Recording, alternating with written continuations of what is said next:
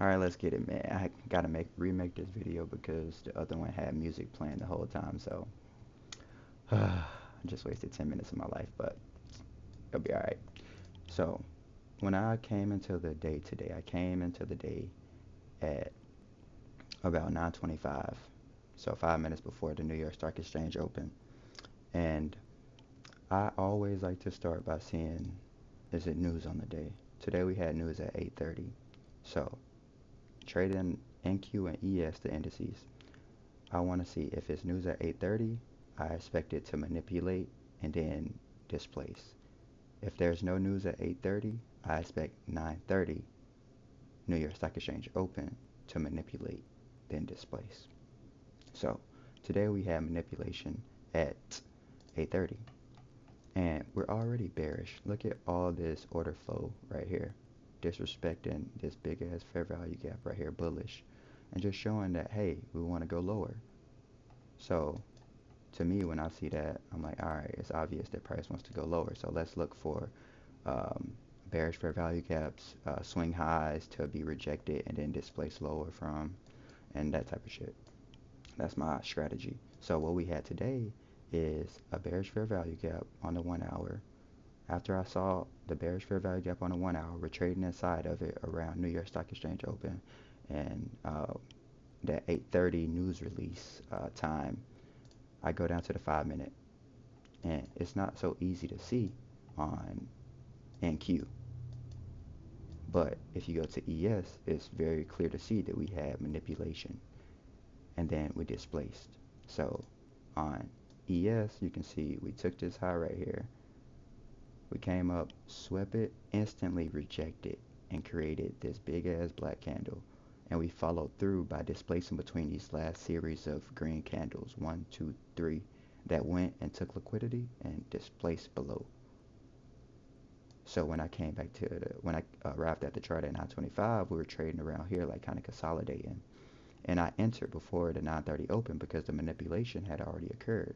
There was no reason for price to go back above here because we already took liquidity. Now we need to uh, distribute that money to these lows so the orders can be paired.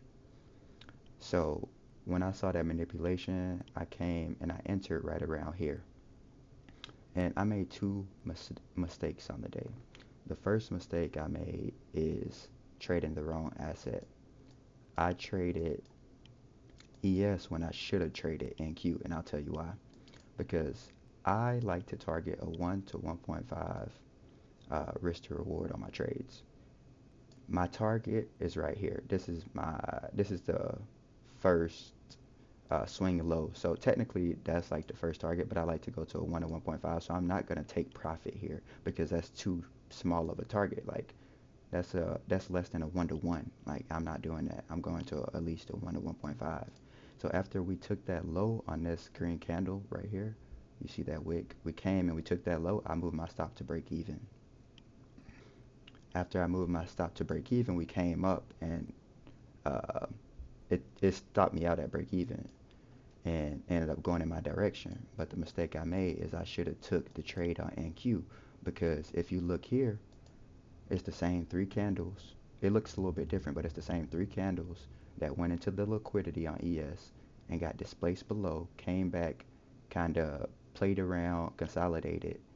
9:30 open, we came up, touched the order block, and then displaced and went lower. The reason I should have took it on NQ is because look at the target, look at my RR for this swing low, 1 to 1.56. I would have already won my trade within the first minute. I would have already made my $500 in a minute. Rather than on ES, it would have took, I entered at 9:25, 30, 35, 40. It would have took, what, 15 minutes for it to play out rather than taking 2 minutes. Because soon as 9:30 opened, it went straight to my target. So I know everything I did, almost everything I did was correct. I just traded the wrong asset, and that was my trade for the day.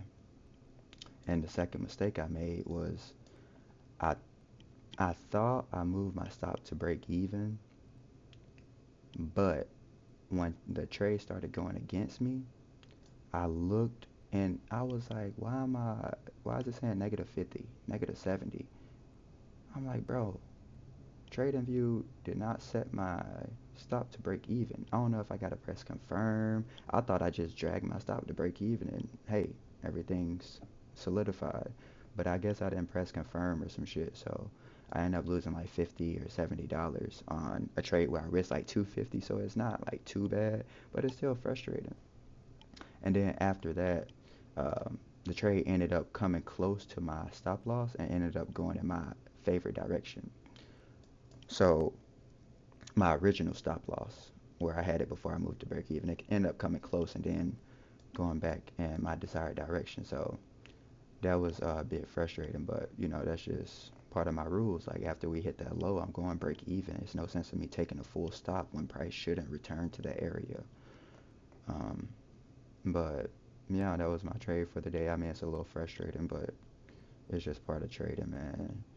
And I know it's just like part of the process, and I'm just trying not to let it get to me emotionally. I don't want it to like ruin my day because I was so close and I ended up losing money on a day that in like all reality, all honesty, I probably should have been making some money, at least a little bit today, like maybe $400, $500 today. But it's just an evaluation, and it's alright. It's just a marathon, not a sprint. Like my trading success isn't defined by one day. Like this is just an cumulative process over days and days and weeks and months of trades taken.